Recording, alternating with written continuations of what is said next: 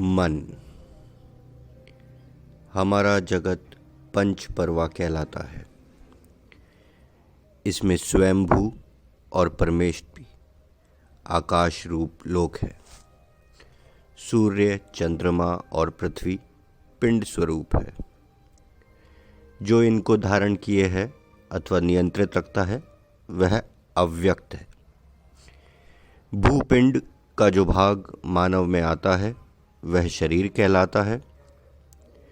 चंद्रमा का अंश मानवीय मन कहलाया। सूर्य के अंश को बुद्धि रूप में जाना जाता है। अव्यक्त अंश आत्मा के नाम से जाना जाता है। इन चारों की सम्मिलित अवस्था का नाम मानव है। आत्मा जड़ चेतन दोनों में रहता है। जड़ में इंद्रियां नहीं रहती। इंद्रियां बाहर की ओर ही देखती हैं, कार्य करती हैं। हम भी अहंकारवश कभी कभी इंद्रिय ज्ञान को ही सत्य मान बैठते हैं। जड़ का अर्थ है ब्रह्म, भौतिक शरीर भाव। चेतना का अर्थ है समनस्क इंद्रिय भाव, यानी इंद्र प्राण का कार्य क्षेत्र। बिना मन के इंद्रियों का कार्य संभव नहीं है। अतः मानव को समनस्क इंद्रिया कहा जाता है। ये सभी जीव सूर्य तक पहुंच सकते हैं। आगे केवल अव्यक्त आत्मा का भाव रहता है। जिस व्यक्ति में इस आत्म भाव की पूर्ण अभिव्यक्ति होती है वह श्रेष्ठ प्राणी कहा जाता है। उसी को मानव कहा जाएगा। किंतु संपूर्ण विश्व में इस विस्तार का मूल बीज है केंद्रस्थ काममय अव्यय मन। इसी हृदय पुरुष को श्वोवसीयस मन कहते हैं। यह अव्यय मन ही संपूर्ण सृष्टि का मूल आलंबन बना रहता है। हम जानते हैं कि अव्यय पुरुष ही पांच कलाओं आनंद, विज्ञान, मन, प्राणवाक में मन ही केंद्र में है। सृष्टि विस्तार के क्रम में ये मन नीचे प्राण की ओर बहता है। ब्रह्म की पूर्ण स्वतंत्रता ही आनंद की घोतक है।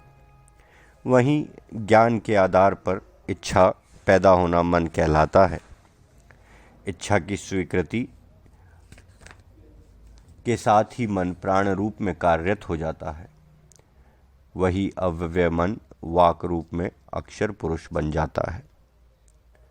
ब्रह्मा, विष्णु, इंद्र इस अक्षर पुरुष के हृदय बनते हैं।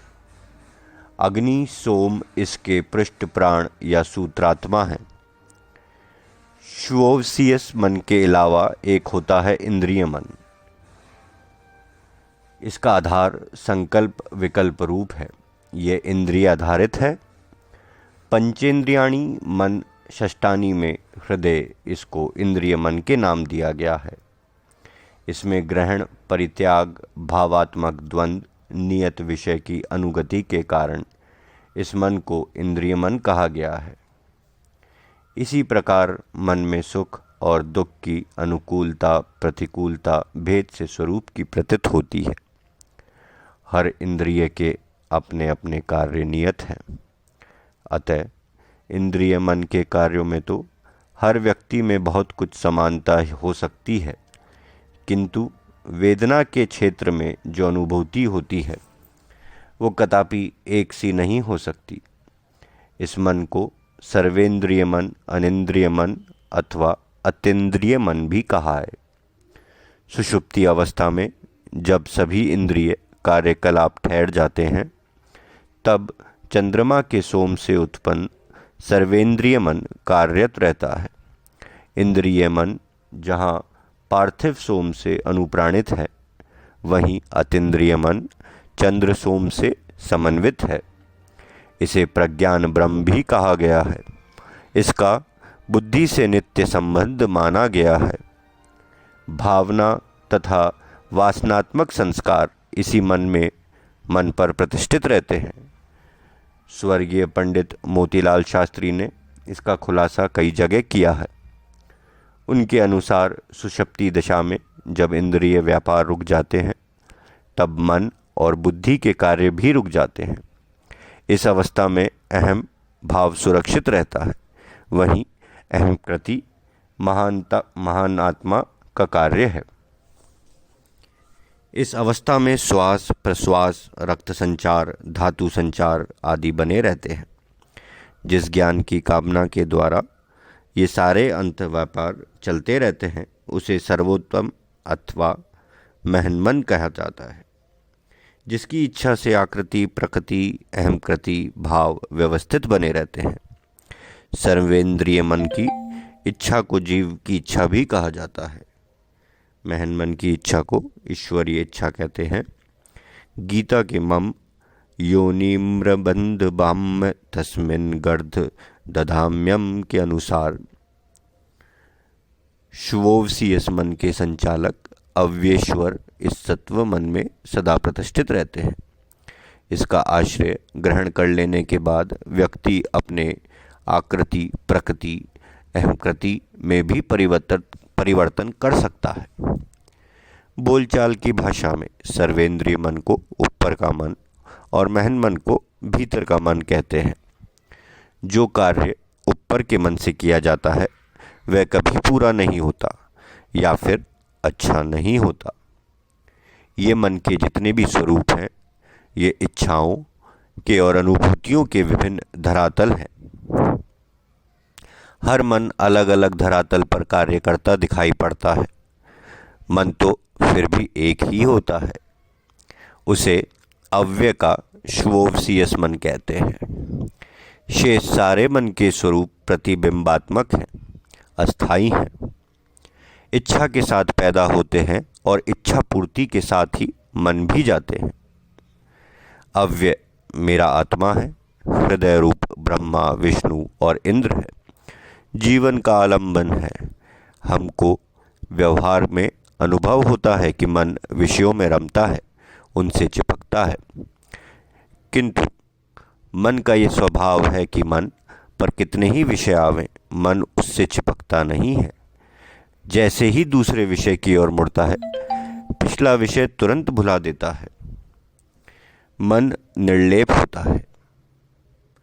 मन आकाश की तरह असंग है। आकाश में वायु, जल आदि के रहते हुए भी आकाश इनके साथ जुड़ा दिखाई नहीं देता है। इसी प्रकार मन में किसी भी प्रकार की क्रिया भी नहीं होती। मन में इच्छा नहीं होती, इच्छा में क्रिया नहीं होती। मन में जो क्रियाएं जान पड़ती हैं वे सारे प्राणों की क्रियाएं होती हैं। अतः मन को निष्क्रिय कहा है। मन, प्राण, वाक तीनों साथ साथ रहते हैं। इनके तीन कार्य ज्ञान, क्रिया, अर्थ भी साथ साथ रहते हैं। सारी क्रियाओं का ब्रह्म वाक है, वाक का ब्रह्म प्राण है और प्राण का ब्रह्म मन है। अर्थात प्राण सदा मन का अनुसरण करता है। इसी प्रकार मन को ब्रह्म, प्राण को शत्रु और वाक को विटवीर्य कहा गया है। मन से सोम की, प्राण से अग्नि की और वाक से आप की उत्पत्ति होती है। अतः संपूर्ण विश्व मन, प्राण, वाक से ही पैदा हुआ है। मन प्रतिपल पैदा होता रहता है, मरता रहता है। मन इच्छा से पैदा होता है। इच्छा मन का बीज रूप है।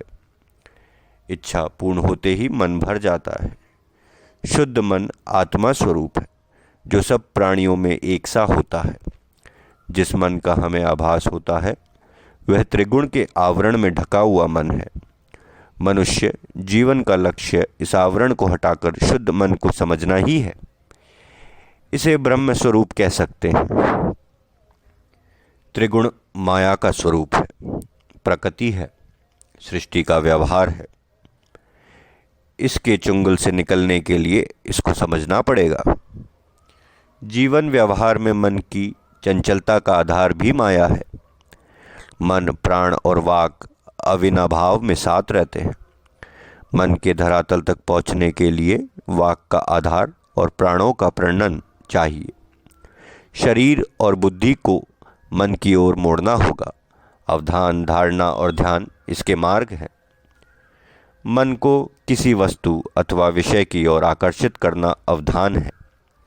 विषय पर एकाग्र होने की धारणा कहते हैं। एकाग्रता की निरंतरता ही ध्यान है, जो समाधि में बदल जाती है। प्रश्न आता है कि अवधान किसका करें? एकाग्रता का विषय क्या है? मन की क्षमताओं को समझकर उन्हें विकसित करना ही इसका लक्ष्य होना चाहिए, क्योंकि मन में उठने वाली इच्छाओं को समझना और उनका बुद्धि से नियंत्रण करना ही इसका उद्देश्य होना चाहिए। मन इंद्रियों का राजा है। हर इंद्रिय से होने वाली सभी अनुभव मन तक पहुँचते हैं। ये अनुभव ब्राह्म्य सृष्टि के भी हो सकते हैं और भीतर के भी। मन विषय को कितना पकड़ पाता है, कितनी देर तक पकड़ पाता है, ये उसकी क्षमता पर निर्भर करता है। एक बार में एक विषय पर टिकता है अथवा अनेक विषयों पर कार्य कर सकता है, ये उसकी एक क्षमता है। एक चावल को देखकर पूरे का अनुमान लगा ले, ये भी उसकी क्षमता पर निर्भर करता है। संप्रेषण की शक्ति उसकी सबसे बड़ी क्षमता है। संप्रेषण में स्थान की दूरी तथा मध्य के जो अवरोध बाधक होते हैं, वो उसके समाप्त हो जाते हैं। यह मन की बड़ी क्षमता है। दूरियों को समेट कर चलना भी मन की क्षमता है। आप कितने भी दूर बैठे व्यक्ति तक अपनी बात पहुंचा सकते हैं। मन को आत्मोन्मुखी होना इसकी प्राकृतिक क्षमता है। मूल स्वरूप है, जहाँ से पैदा हुआ है वहीं समा जाना। शरीर और इंद्रियों को स्वयं में समेटते हुए अंतर्मुखी हो जाना। इस जगत में हम जीते हैं केवल मन की इच्छाओं को पूरा करने के लिए। शरीर और बुद्धि उपकरण की तरह इसमें सहायक होते हैं। मन हमारी भावनाओं का धरातल है, सुख और दुख की अनुभूति का धरातल है, आदान प्रदान का धरातल है। जीवन व्यवहार में तो मन ही सबका धरातल है। हमें इस मन को समझना है, इसमें उठने वाली तरंगों को देखना है और उन्हें शांत करना है, तभी तो हम शांत होंगे। मन तो विकल्पों का केंद्र है। जब भी किसी विषयों पर एकाग्र होने का प्रयास करते हैं तो अनेक व्यवधान आने लगते हैं। मन एक विषय पर टिकता ही नहीं। जीवन विकास के लिए आवश्यक है मन की क्षमताओं का विकास, नियंत्रण का विकास। हम एक आसन में बैठें, शांत जगह पर शरीर को ढीला छोड़ दें, लंबी श्वास लें और श्वास को देखें। कुछ क्षण रोक कर भीतर की हलचल को भी देखें। श्वास छोड़ें और श्वास को ही देखते रहें।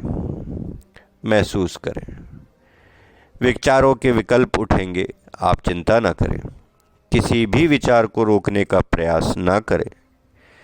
कई प्रकार के चित्र भी उभरेंगे, उन्हें आने दें, जाने दें। रोकने का प्रयास ना करें। धीरे धीरे श्वास पर ध्यान केंद्रित करने का अभ्यास बढ़ाते जाएं। विचारों का क्रम अपने आप टूटने लगेगा। हरि बोल।